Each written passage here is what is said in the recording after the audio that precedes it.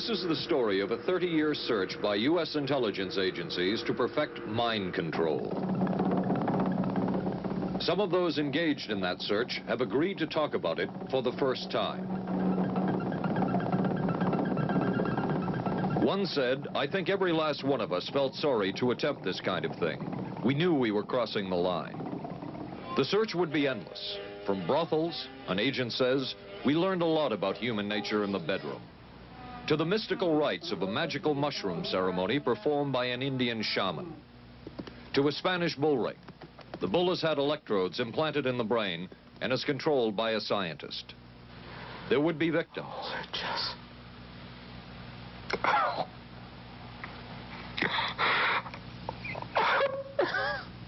One intelligence agency tried to peel this man's mind back to reveal its deepest secrets. I'll live through it. I'll live through it. This man worked on some of these programs. He would write of his work, "It was fun, fun, fun." This is the story of the search for mind control.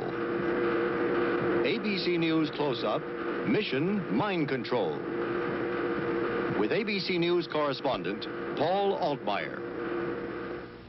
1217, now boarding at 8. Mark? Anne. It's been ages. Can I buy you? Allow me. 2 Michelob Lights. Michelob makes a light beer? Perfect. The good taste of Michelob Light. Don't just compare it to other light beers. Compare it to your regular beer. It's that good. You always did go first class. Your ticket to San Francisco. Thank you. San Francisco? You too? Good taste runs in the family. Mrs. Cooper, I need help. Oh. With all these different dog foods, I don't know what kind to feed him. Dry, soft. Honey, it's not the form, it's the formula. Those are for any dog, young, old, whatever. But Cycle 2 dog food is especially for dogs ages 1 to 7, like mine. The Cycle 2 formula has just what dogs in their active years need to help stay healthy. And happy. With Cycle, I know what to feed him. Now get Cycle 2 in 25-pound bags. We are not professing to tell you the complete story of these activities. We are professing to tell you the complete story that we know. Right. But these records that we've uncovered don't tell the story. They tell pieces of it. This is a story that has been told in bits and pieces. This is an attempt to pull most of it together. We know we don't have the full story. We do, however, have some striking new revelations and insights. The story begins here, just off the nation's front yard, the Mall. The buildings behind me were the headquarters for the World War II Office of Strategic Services. It was here that the first halting steps toward mind control began. The shaper and molder of OSS was General Wild Bill Donovan. He said of his group's work, "We may have made mistakes, but we were not afraid to try things that were never done before." In this anything-goes atmosphere, Donovan appointed this man, Stanley Lovell, a Boston industrialist, to break new ground in many scientific and technical fields. Donovan called Lovell his Dr. Moriarty, after the fiendish professor in Sherlock Holmes. Lovell liked the name and posed for this Saturday Evening Post photo. He later wrote of his OSS job that it was, quote, to stimulate the Peck's bad boy beneath the surface of every American scientist and to say to him, throw all of your normal law-abiding concepts out of the window. Here's a chance to raise merry hell. It was in this atmosphere that the search for mind control began. This bizarre man would be an active participant in that search over the next 2 decades. His name is George White, an OSS captain who had formerly been with the Bureau of Narcotics. In his diary, seen here publicly for the first time, White left a legacy of the darker side of American intelligence work. He received his early OSS training at the British-run school at Oshawa, Canada, the same school where Ian Fleming, the creator of James Bond, was trained. White referred to the school in his diaries as the Oshawa School of Mayhem and Murder. Mike Burke, former OSS colleague of White's and now president of Madison Square Garden Center. Very compelling fellow, mysterious fellow, almost mystical fellow. He was fascinating because you knew something about him, but not enough about him to really get a fix on him. He also knew a great deal about the swifter elements of society, the gamier side of life. and he was very impressive in his technical knowledge of the underworld, so to speak. He said, one of our men gets beat up. He says, you have to act real fast and teach these guys a lesson. Charles Siragusa, a former narcotics officer and friend of White's. He'll come around, he says, and break your kneecaps. And with that, one guy laughed, and George White always had a little Billy with him. And this one guy sort of naked. George White turned around and whapped him across the neck with it. Then he picked up a pool stick and started beating everybody up. He made his point. And he made his point. George White was not a man of understatement or subtleties. His boss at OSS, Stanley Lovell, referred to him as deadly and dedicated. In this note from White's diaries, it says, call Lovell regarding TD. TD was a rather transparent cover for Truth Drug. George White worked with the Truth Drug Committee here at St. Elizabeth's Hospital in the nation's capital. They experimented with mescaline, scopolamine, and marijuana on unwitting victims. The committee soon learned there was no easy panacea, no truth drug at this stage. But White and later colleagues would not stop trying. The goal remained the same. As this 1952 CIA memo says, the aim is controlling an individual to the point where he will do our bidding against his will, and even against such fundamental laws of nature as self-preservation. But it was a discovery here in Basel, Switzerland, at Sandoz Laboratories by Dr. Albert Hoffman that led the intelligence agencies of America to believe that they had found the panacea.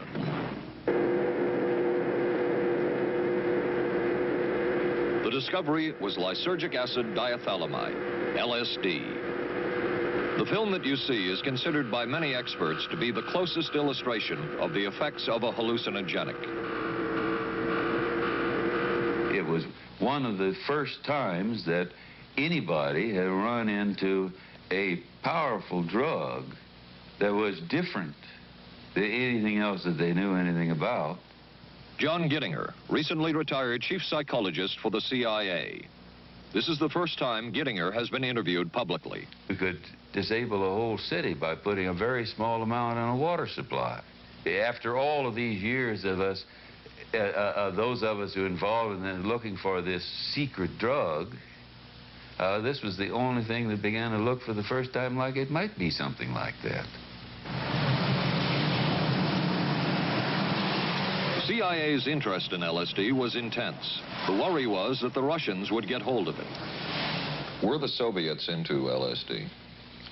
I'm going to have to say I'm sure they were, but if you ask me to prove it, I've never seen any direct proof of it. But at one point, intelligence information received from Switzerland said that Sandoz Laboratories was about to put 100 million doses of LSD on the open market. And it caused enough concern within the agency that the United States was prepared to buy the entire supply. However, a slight mistake had been made. The mistake is made public for the first time. I just found out on a new CIA document that there were no such large quantities of LSD on the market. John Marks has filed numerous Freedom of Information suits against the CIA and has unearthed much new material. He is the author of The Search for the Manchurian Candidate, a history of intelligence agency work with mind control. He is a consultant for this report.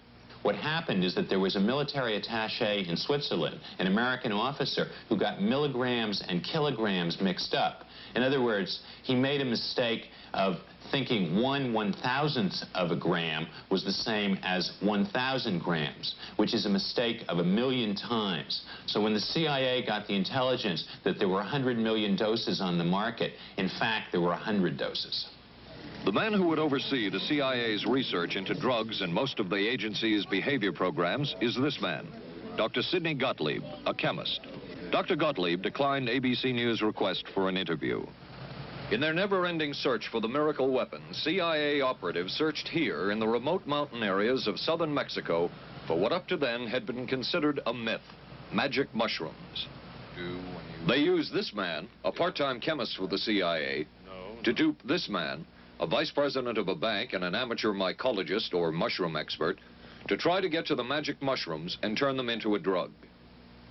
But it would be the amateur, R. Gordon Wasson and his colleagues, who would win the race and develop the drug psilocybin from the magic mushrooms. We went into the Mazatec area, far from the highways, remote from Mexico City. There we found that rotten bagasse, as it's called, bagasso, covered with mushrooms. These mushrooms I didn't know, had never seen. They were the sacred mushrooms. Wasson would also discover and record the ancient mystical rites of the mushrooms from a local shaman or magical priestess, Maria Sabina. And we were seeing incredible sights. They would go slowly or they would go fast as I ordained.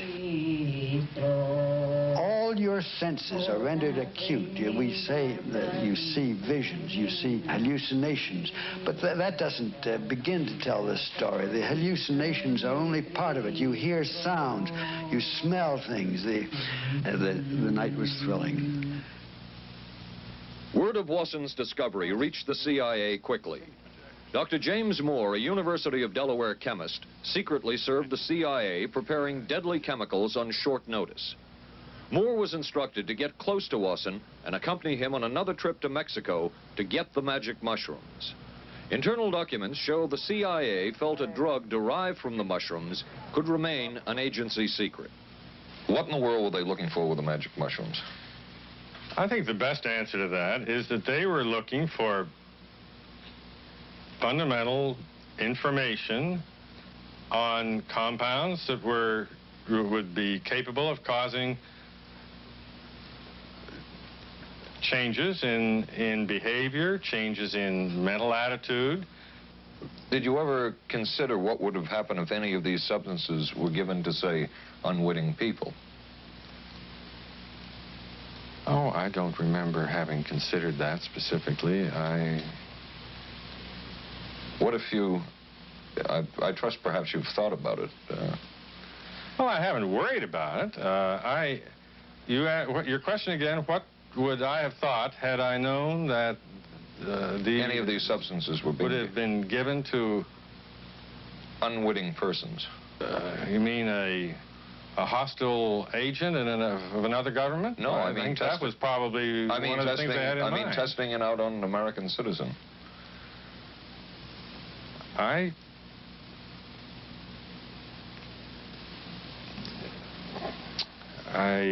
guess I must seem very, very cold-blooded about this, but I don't recall ever having been very much preoccupied with that issue. But many drugs were tested in this way. A decision was made at the highest levels of the CIA to do testing on unwitting Americans. As one CIA document says, such testing would be operationally realistic. A former CIA official who worked on these programs describes for the first time how the decision was made. He did not wish to be filmed or recorded. Thus his remarks are read by someone else. I think every last one of us felt sorry to attempt this kind of thing. We knew we were crossing the line. Every decent kid knows he shouldn't steal, but he does it sometimes. We knew damn well we didn't want anyone else to know what we were doing. The decision was made to do testing on unwitting victims. It was decided they should be on the fringes of society because they were most vulnerable. It was the borderline underworld, prostitutes, drug addicts, and other small-timers who would be powerless to seek any kind of revenge in case they found out. And as their predecessors had a decade earlier, the CIA turned to George White for help. White was now a high-ranking narcotics official, and by this time, the stories about George White were legendary. So the waiter says, "May I help you, monsieur?" And George White was busy talking with me. Paid no attention to the waiter, so the waiter tapped him on the shoulder, says, "May I help you, monsieur?"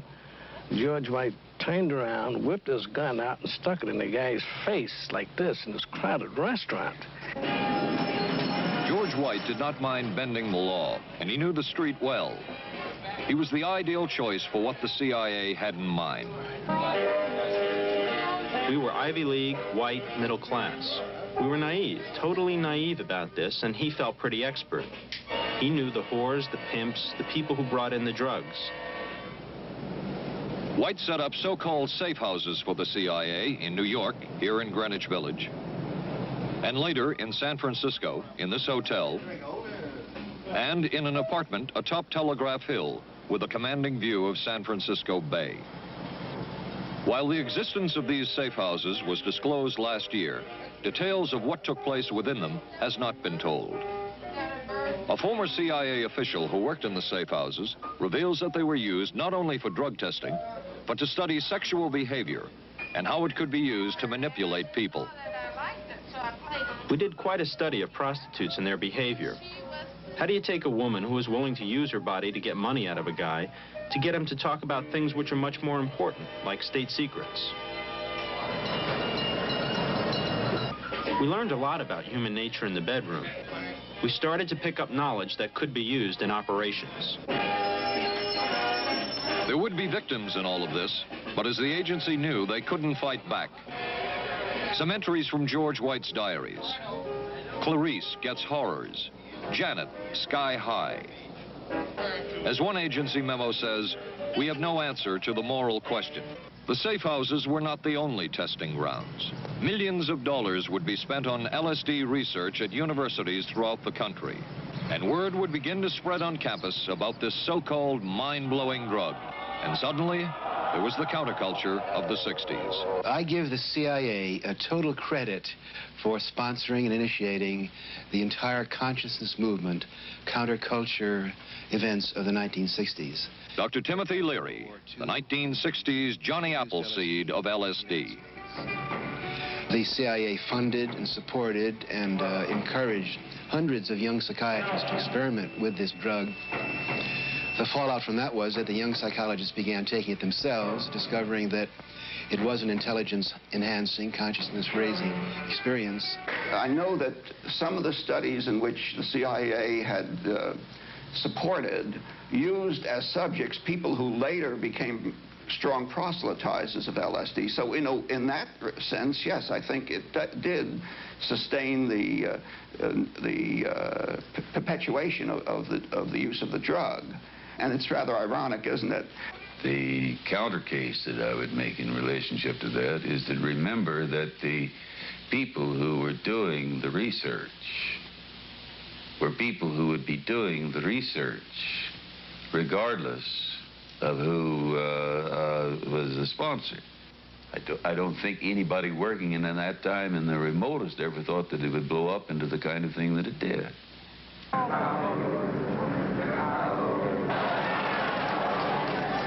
History will judge the role of the CIA and other intelligence agencies in unwittingly contributing to the counterculture of the 60s through their intense interest in LSD and other hallucinogenics. But for the moment, at least, the argument can be made that the CIA helped usher in the age of Aquarius.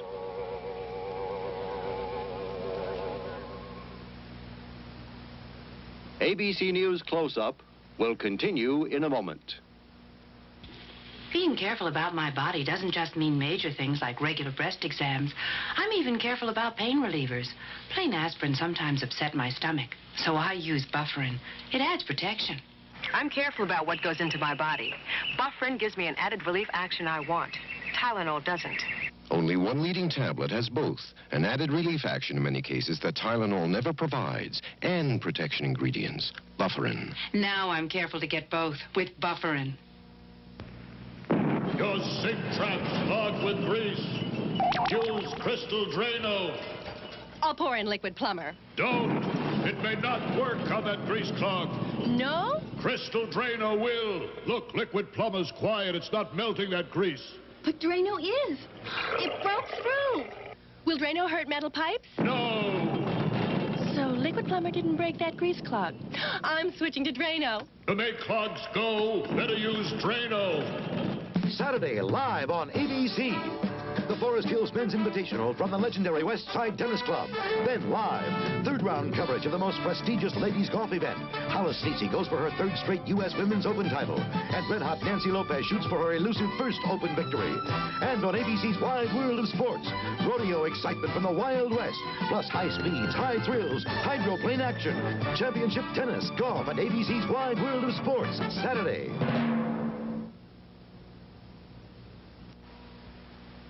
Wednesday on 8 is Enough. We got the buggy fever. The Bradford girls go disco crazy. Hey, hiya, hun. What do you say we get, down? And the summer's off to a red-hot start. And Charlie's Angels play the horses. I want to be a jockey. But end up in a dead heat with death. Then, the ghost of Jack the Ripper haunts the back streets of Vegas. Tomorrow, starting at 8, 7 Central and Mountain on ABC.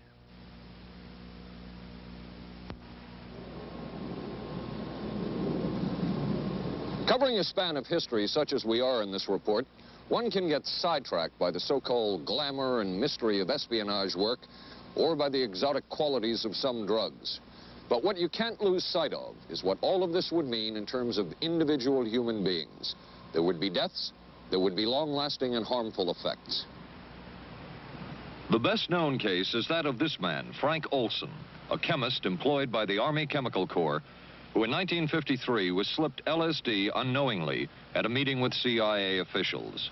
Shortly after that, Olson went into severe depression. He ended his life at this New York hotel by diving through a shaded closed window in his 10th floor room. Frank Olson was the first known fatality in the CIA's LSD program. Olson left behind a widow, Alice, and 3 children, but it would be years before they learned the real story of his death. Shortly after his suicide, Alice Olson was visited by Dr. Sidney Gottlieb, the man who had administered the drug, and by Robert Lashbrook, his deputy, who was the last person with Frank Olson the night of his death. It was probably to check me out and see whether I was handling myself and handling the situation, whether I was hysterical. And I'm sure they left the house feeling ever so much better because I had been gracious and hospitable to them, so that I must have played right into their hand and made them feel fine. 23 years later, how did you feel about that meeting? My anger was unbelievable at how I had been duped for this length of time, and the anguish which was unnecessary. Anyone who knew during all of those years never told Alice Olson the real story of her husband's death. She would discover it by accident more than 2 decades later. In essence, it was a 22-year-long cover-up. Lyman Kirkpatrick was Inspector General of the CIA at the time of Frank Olson's death.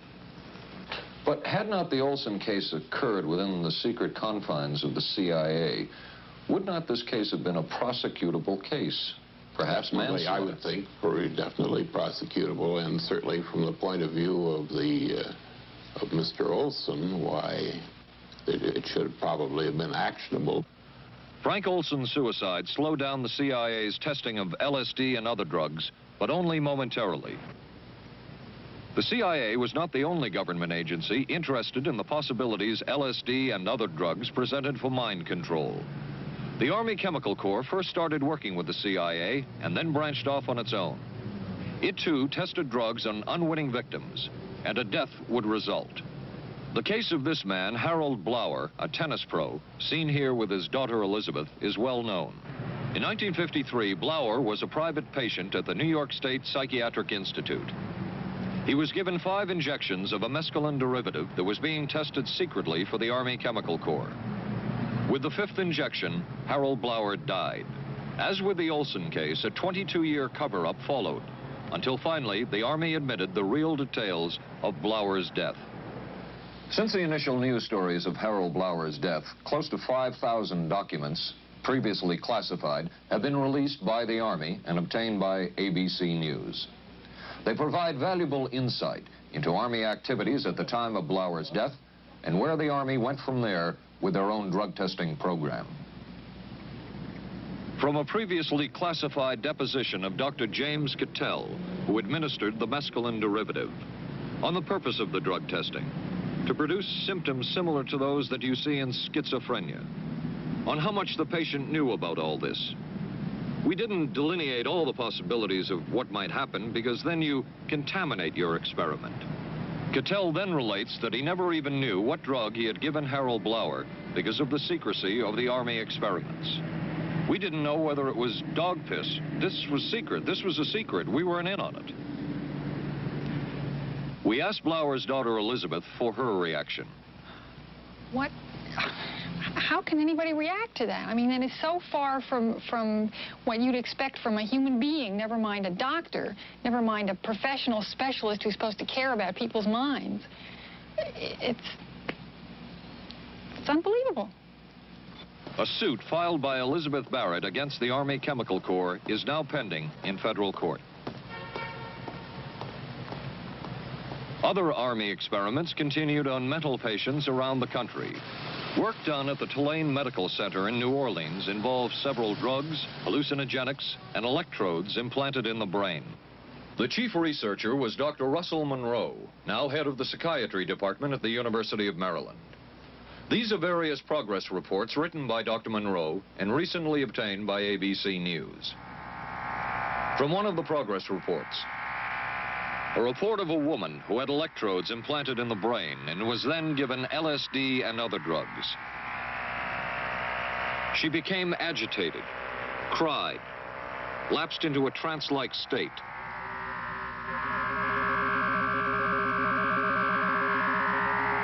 Felt as if she were about to have a convulsion, experienced waves of darkness and light,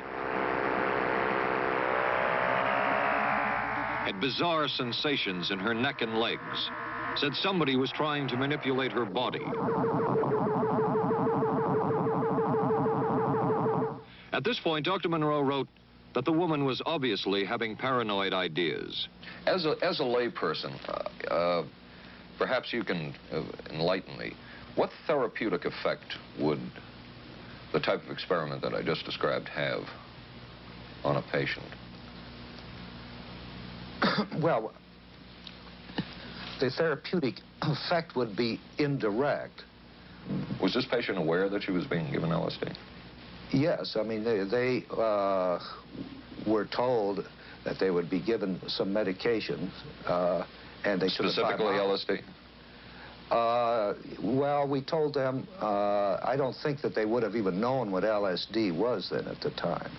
They were told that they were going to they would be given some medication, which might make them feel worse. Dr. Monroe, what do you think the Army Chemical Corps was looking for in all of this testing? They were looking for an incapacitating agent, an agent that would not harm the person permanently, but would incapacitate them temporarily. That seemed like a humanistic way to wage a war, if war is necessary. When James Thornwell was given LSD by Army intelligence in 1961, this time it was no experiment. This time the express purpose was to peel back Thornwell's brain to bear any secret within it. This time the Army had gone operational. Thornwell, as reported on ABC last January, was an Army private stationed in Orléans, France. Classified documents were missing from his unit. Thornwell became a suspect. His 2.5-month interrogation included administration of sodium pentothal, hypnosis, isolation, and deprivation of sleep. Army documents obtained by ABC News refer to this interrogation as conventional. Despite this severe questioning, Army intelligence was getting nowhere with Thornwell, and it was decided to slip him LSD. For 16 years, Thornwell never knew what had hit him. Tell me about the acid. I'd rather not. It's a bad trip. It's a bad trip. That was a bad trip. The pain was so excruciating. Felt like somebody was sticking me with 1,000,000 pins. You know, just everywhere. Oh, it just... Oh.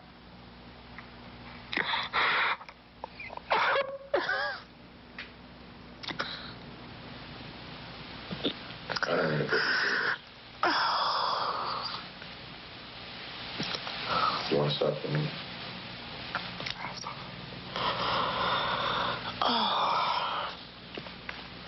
I walked around. What's up? Oh, I can talk. I'll live through it. I'll live through it. I'll live through it. No charges were ever brought by the Army against Thornwell. He was discharged for psychological disorders. But an Army psychiatric evaluation of Thornwell obtained by ABC News, one which was done prior to Thornwell having been given LSD, says of him, fairly cooperative, oriented, alert, and gave no evidence of psychosis or depression. From the Army's point of view, this type of LSD interrogation was a success. Other documents refer to the exploitability of interrogation subjects, cracking them, keeping them off balance mentally, and providing an economical, speedy, and productive aid to interrogation. From James Thornwell's point of view, it was no success. Thornwell still has serious problems. He's run through 2 marriages. He maintains he can't hold a job, can't concentrate, has nightmares, and feels socially and emotionally isolated. Last fall, Thornwell filed suit against the government in federal court. In a moment, we will examine the closest experimentation to brainwashing that we have uncovered.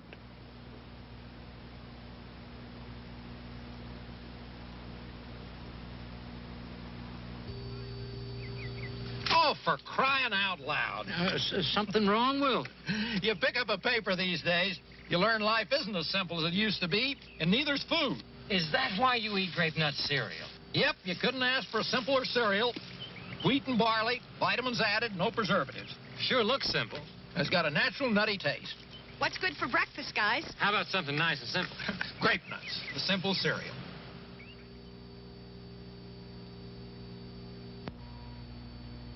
Maxwell House's coffee you can count on. Maxwell House, good to the last drop. Maxwell House is good every time. Maxwell House is good coffee. Good to the last drop. Maxwell House. Maxwell House, coffee you can count on. Always smells good, always tastes good, always good to the last drop. Maxwell House is good news. Good to the last drop. Maxwell House. ABC News Close-Up will continue in a moment. Special baseball. The Yankees take on the Angels Friday night on ABC. This is a heavy-duty stick-up, and this is a good place for it. New heavy-duty stick-ups from Airwick for small places with big odors. This is David Shoemaker in the news at this hour. District police have charged a young Northeast woman with the weekend kidnapping of that day-old baby. Sources say the woman was pregnant and afraid she'd lost her own child in the accident, and that's what motivated the kidnapping. 'Twas the night before Skylab, and we'll have the latest on its fate and ours. Testimony before Congress today on battered wives. Some of the victims are battered wives. A rock and roll star put on probation for income tax evasion. The condition is he must put on 1,000 hours of concerts for charities. And we'll be talking with a local teenager who won a gold medal at the Pan Am Games. Join us at 11. Reach for the sun. Hello, sunshine. Reach for the sun. Hello, sunshine. Hello, Mountain Dew. Nothing else tastes or feels quite like Mountain Dew, or goes down as smooth like a soft breeze on a lazy afternoon. Reach for the sun. Reach for Mountain Dew.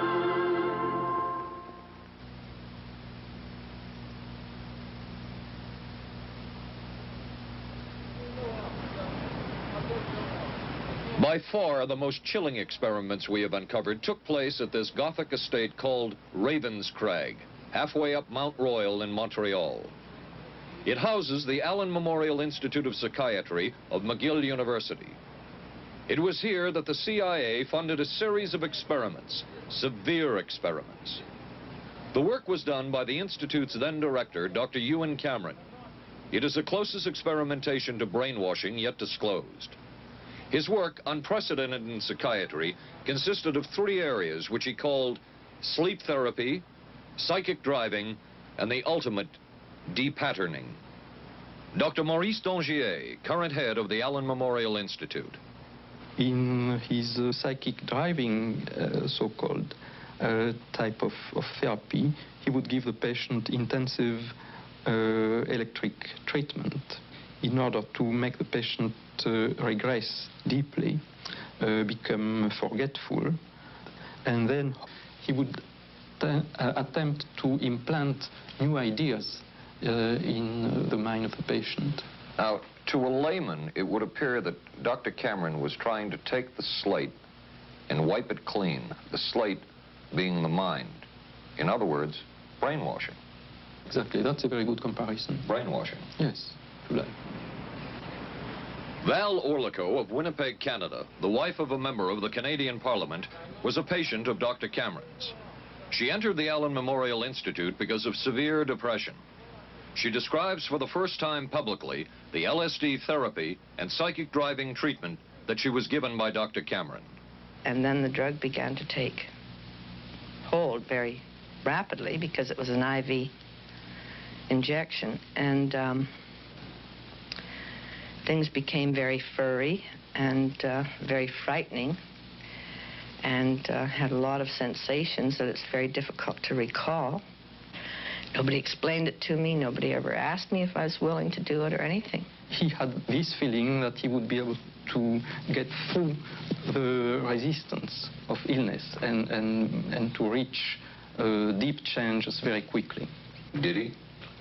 I don't think that when you look at that in retrospect, the hopes that he had have been in any way fulfilled. But Cameron would plunge on. The next step was what he called psychic driving. This involved almost endless tape-recorded messages and more drugs for the patient. Cameron wrote that this was the way to make direct controlled changes in personality. I thought this was the coldest and most impersonal treatment that anybody could give to anybody in the world. And I became more and more despondent and more angry. I just became so despondent that I thought I can't live like this any longer. And I thought I would just go out and throw myself underneath the cars on McGregor. I stood on the curb of that street and I stood there and I thought, okay, go. Okay, go. And then I thought, what if you're not killed? What if you're just maimed? What if you don't die and you live and you can't even talk anymore? And I couldn't do it. The most severe technique Cameron used was de-patterning. He described it as breaking up the existing patterns of behavior by means of intensive electroshock therapy with prolonged periods of sleep. He carried out these experiments in something he called the sleep rooms. People in there were like babies. They cried and they were very disoriented. And we were very afraid of the sleep room. We used to walk very carefully against the side of the corridor that was opposite the sleep room with our backs to the wall when we'd go by. Cameron used this combined sleep electroshock treatment on patients as long as 30 days. One patient he kept asleep for 65 days. Cameron retired, and his successor, Dr. Robert Cleghorn, ordered a follow-up study on the patients treated with Cameron's de-patterning method. It showed that it was no more beneficial in its result than the use of more conservative methods. But the follow-up study showed that 60% of those who had been de-patterned still had amnesia for periods of anywhere from 6 months to 10 years. That's quite a memory loss, isn't it? That is a memory loss. Indeed it is. It's I think, more than desirable. In retrospect, does Dr. Cameron's experimentation and his treatment appear harsh? I would say yes. I mean, this forceful type of approach that I was describing to you is definitely, it can be said that it's harsh. I wouldn't call it harsh. I would say it was harder on the staff than it was on the patients, because these people had to be fed and they had to be cared for and they had to be given sufficient fluid and food and toileted and so on and so forth. It was a very difficult thing for the staff to follow these patients properly and see that they did well. Well, I'm glad he was concerned for the staff. But damn it all, I wouldn't. I could have maybe had a different kind of life. And that makes me angry and sad, and I don't know how to explain how I feel, really. I just... How did you feel when you learned that Dr. Cameron's experimentation was financed by the CIA? Well, I thought... Oh, I can't even use the word that I thought, because I thought, that bastard. And he was too smart. He knew who he was working for. And, excuse me, but I just, I just can't, sometimes I can't believe it, and yet I know it's true. If you had the opportunity to say something to the people at the Central Intelligence Agency who financed this study, what would you say? I realize the CIA is a very important organization and they have a very important job to do. But God, it surely doesn't have to be done on people who are totally incapable of knowing what's happening or having any defense against it. And I can't imagine the mentality of people who would do this. I just can't. As for Dr. Cameron, he died in 1966 while mountain climbing. A colleague wrote of Cameron, "For him, the ends justified the means. And when one is dealing with the waste of human potential, it is easy to adopt this stance." Dr. Cameron seemed ideally suited for what the CIA had in mind.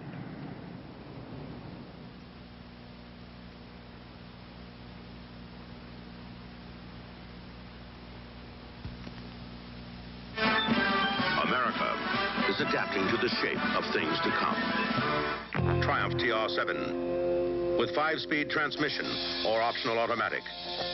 Wide steel belted radials, front disc brakes, front end spoiler, rack and pinion steering.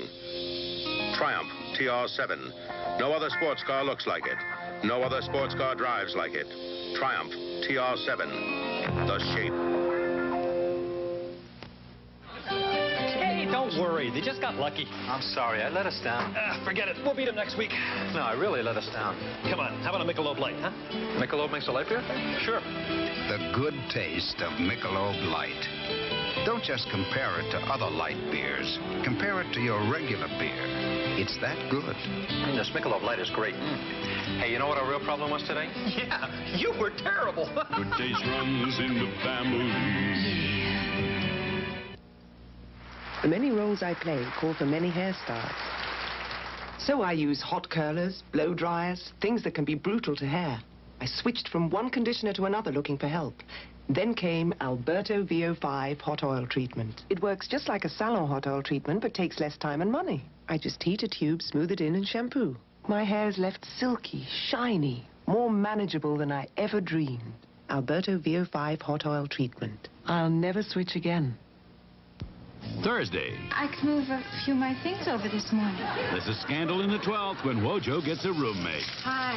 In a Barney Miller special. I'm a prisoner of my biological urges. Sorry to hear that. Then authorities say this Texas motorcycle gang murdered a federal judge. People are always scared of something they don't understand, and they don't understand us, so they're scared. Geraldo Rivera investigates dope, death, and the banditos on 2020. Thursday, starting at 9, 8 Central and Mountain on ABC. It was the Cold War, and especially the trial of Joseph Cardinal Mindszenty, who was forced to testify in a Hungarian court that he was a spy. And then later, the Korean War, with the coerced and mainly fraudulent confessions of American servicemen. My information took place on the... That would spark intense interest in intelligence circles about brainwashing. The CIA secretly commissioned a study of communist brainwashing methods at the Cornell University Medical Center. A leader of that study was Dr. Lawrence Hinkle. He explains first the Russian method of controlling and breaking a person. Absolutely isolated from everyone else, with one man whose job it is to get you to write the extent to which you are a criminal.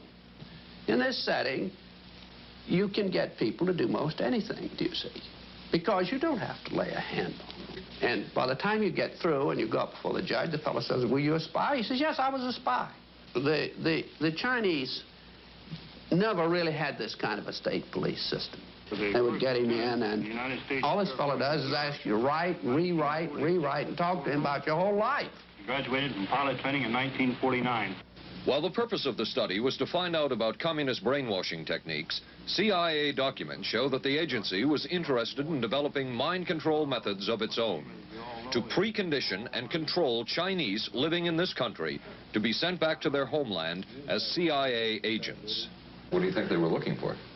Well, I think they weren't looking for agents or anything like that. Yet the agency's perception of the work you were doing, in CIA documents we have examined, it says that the project that was being done here, they intended to use everything learned about the new agents to induce them to, quote, to perform acts of a complex, purposeful nature. Yeah, but that was never done. The effects of which may be out of keeping with the individual's previous behavior. That sort of thing was never done. Those people were not, that was, when they first came here, the first people they sent up to see us, you see, were operational type people from the CIA with some rather wild ideas. Okay, this is their perception of it, if I could just continue. No, it wasn't their perception of it either. No, it wasn't. Dangerous to his being, contrary to any previous consciously expressed intentions and interests, contrary to the good of the individual, and subversive to the goals for which he is consciously working. I understand all this talk. But the situation was, you see, those things were never done because of wise people on both sides. We were not able to do this nor interested in it. They were, though. Some of the low-level people were, but the high-level people were not, to tell you the truth. But documents clearly show that the CIA was attempting to develop agents over whom they had as much control as possible. Agents who would perform tasks contrary to their own good. Normally conditioned American who's been trained to kill and then to have no memory of having killed. His brain has not only been washed, as they say, it has been dry cleaned. Is a Manchurian candidate, controlled by others to do things against his will, possible?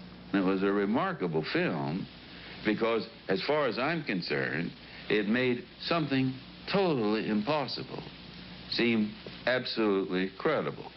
I would say the answer is yes, but there are many qualifications to that. Dr. Milton Klein, a psychologist, a clinical and experimental hypnotist, and unpaid consultant to the CIA. The qualifications would be the subject selected to produce the kind of behavior that you wish, the amount of time, the procedures that are utilized, and the motivations of the people who are designing, executing, and administering the procedures. You're asking whether an individual can be, under hypnosis, influenced, coerced, persuaded, shaped to perform an antisocial act, or a destructive act, or an act of violence. My answer would be yes. Captain Marco, will you be good enough to lend Raymond your pistol, please? Yes, ma'am.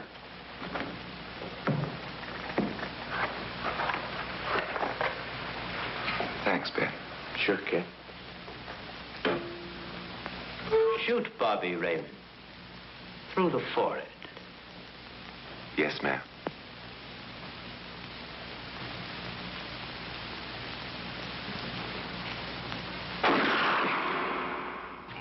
How valuable a tool can hypnosis be in the intelligence field? None whatsoever. It has absolutely no use because nobody's ever been able to do that I know of, do it in an operationally feasible way. I'm not in any way saying that hypnosis doesn't take place. I'm not saying there's nothing to it. I would say that most government agencies concerned with intelligence operations have been looking to hypnosis as a tool for a variety of purposes, one of which is to carry out and to execute certain intelligence operations on a basis where they would not have to rely completely on some of their own emotional reactions. Actually, would that entail murder? It could, if you consider that an act of killing someone under circumstances of war is murder. I think one has to define what that means. Under circumstances of peace? Under circumstances of peace, it would be murder. Another former CIA agent says that Fidel Castro at one time was considered as a possible target for a Manchurian candidate. Castro was naturally our discussion point. Could you get somebody gung-ho enough that they would go in and get him? But if you have 100% control of a guy, you have 100% dependency. If something happens and you haven't programmed it in, you've got a problem. So in the end, it was decided that a Manchurian candidate was not feasible. But the search for mind control continued. But could the mind be controlled? Perhaps not. But is human behavior predictable? In this area, the CIA did make a significant breakthrough. A personality assessment system designed by the agency's chief psychologist, John Gittinger. It comes close to being able to predict how humans will behave. It's really a descriptive system, an attempt to try to describe personality in a relatively systematic way so that hopefully you can get some kind of an idea to predict what the behavior between different kinds of individuals. Gittinger's system had many uses in intelligence work. One was to draw personality portraits of world leaders. Using Gittinger's system, the agency concluded the Shah of Iran is a brilliant but dangerous megalomaniac whose basic problems resulted from an overbearing father. And there were other applications. Your assessment staff played a key role in helping other governments pick their police intelligence agencies, including, we've learned, the Korean CIA, Uruguayan National Police. Can you tell us about this? No. Author John Marks. The former #2 CIA man in Uruguay told me how in 1966, John Gittinger and an assistant traveled down to Uruguay and gave the tests in order to select members of the Uruguayan intelligence service. A psychologist who used to work for the CIA told me in 1961 he personally traveled to South Korea as part of an American CIA effort to set up the Korean CIA and to give the personality tests to candidates for the Korean CIA to choose the best man for their secret police. But one of the basic functions of Gittinger's system was finding the vulnerabilities of an agent, a double agent, or a potential agent. In its applicability to intelligence work, isn't the PAS system looking for a person's soft spot? Well, of course, the answer to that is yes, but I hasten to say soft spot. This is what I consider a negative word. Of the hundreds of behavioral projects undertaken by the CIA, Gittinger's appears to have been one of the more successful and more conventional. Other experiments were not as conventional. Neurophysicist Dr. Jose Delgado was financed by the Office of Naval Research. In this experiment, the bull is sedated. Electrodes are implanted in its brain. Delgado transmits an electronic impulse to the center of the bull's brain. Delgado has remote control of the animal. Recently released CIA documents refer to the feasibility of remote control of animals, and that special investigations will be conducted toward the application of selected elements of these techniques to man. Other areas were examined through the 60s and 70s. Brain surgery, psychosurgery, creation of amnesia, parapsychology, manipulation of genes. Even though past and present CIA officials have indicated this kind of work ended in 1963. Whole truth, nothing but... And one of those who took part in these programs. Thank you, sir. In 1977, a Senate subcommittee heard testimony from many of them, but the testimony was not that revealing. According to one of them, they agreed amongst themselves to keep the inquiry within bounds that would satisfy the committee. Former narcotics officer Charles Siragusa says that he was asked to limit his testimony by the man he reported to at the CIA.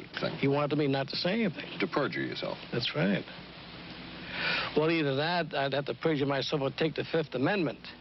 And I'm not about to take the Fifth Amendment for anybody. Okay. Former CIA chemist Robert Lashbrook testified he had no first-hand knowledge of the agency-run safe houses when, in fact, he supervised one of them. And according to George White's diaries, was at a safe house when White conducted what he called an LSD surprise experiment. Dr. Sidney Gottlieb, whom we recently filmed near his California home, oversaw many of the CIA behavioral programs. He retired in 1973 and destroyed the records of this work. In sort of a valedictory letter, Dr. Gottlieb wrote that he and his colleagues had been able to maintain contact with the leading edge of developments in the field of biological and chemical control of human behavior. Dr. Gottlieb also testified before the Senate subcommittee, but from an anteroom where he could not be filmed because of what his lawyer termed health and cardiac problems. Dr. Gottlieb declined ABC News' request for an interview. And what of George White, the man who helped the agency in so many of its programs? He would retire here to Stinson Beach, California. And shortly before his death, he wrote to his boss at the CIA, Dr. Sidney Gottlieb, and summed up his career by saying, "It was fun, fun, fun. Where else could a red-blooded American boy lie, kill, and cheat, steal, deceive, rape, and pillage with the sanction and blessing of the All-Highest?" Has mind control been achieved? From all of the available evidence, it appears doubtful. The human will has prevailed up to this point. But as we have seen, work is continuing in this field, work that we still don't know very much about.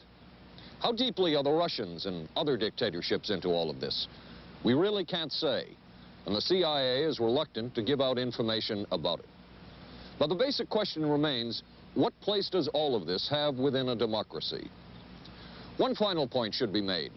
As one of the persons who worked on these programs told us, we are very capable, conscientious, and very dedicated scientists working for our country. Their work speaks for itself.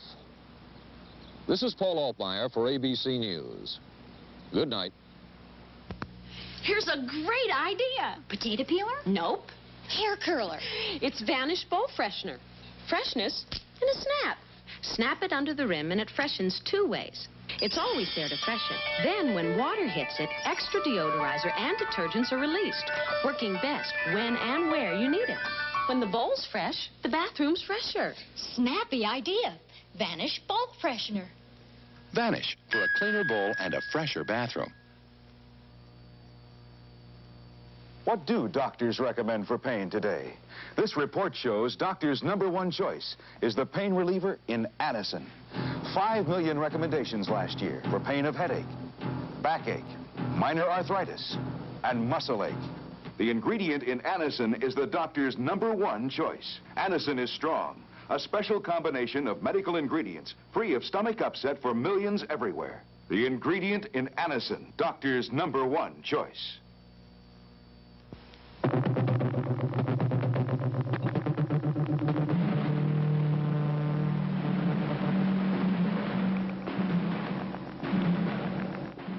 Stay tuned for local news next. Then live from the Johnson Space Center in Houston, ABC News will track the approach of Skylab as it nears re-entry. Skylab, the final hours. Right after Twiggy and Dirk Benedict of Battlestar Galactica star in I Want Her Dead on the Tuesday Movie of the Week tonight on ABC.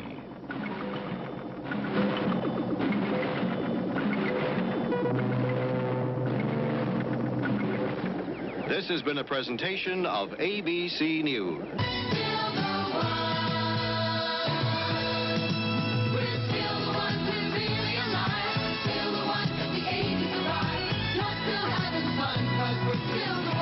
Still the one, ABC.